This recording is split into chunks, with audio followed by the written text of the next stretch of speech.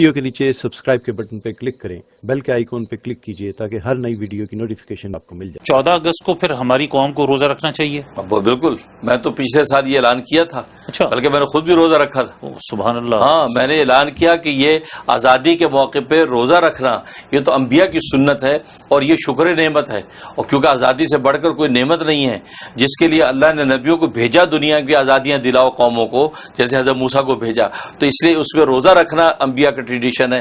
تو میں تو یہ پروگرام میں کہا بھی تھا، میں نے میرے بعض بچوں نے مل کے ہم نے 14 اگست کو روزہ بھی رکھا، تو اس لیے یہ تو بالکل اس ٹرینڈ کو عام ہونا چاہیے۔ سبحان اللہ۔ خواتین و حضرات، آئیے ہم سب مل کے فیصلہ کرتے ہیں آج، اور مفتی صاحب کے ساتھ وعدہ کرتے ہیں کہ 14 اگست کو ہم سب روزہ رکھیں گے، اور 14 اگست کو پروڈیوسر صاحب ذرا دیکھیے گا کیا دن ہے، اس کے بعد جو بھی ہمارا پروگرام ہوگا، ہمارا جو کالر بھی ہمیں کال کرے گا وہ ہمیں پرومس کریں کہ ہمیں بتائے گا کہ آپ نے 14 اگست کو روزہ رکھا تھا۔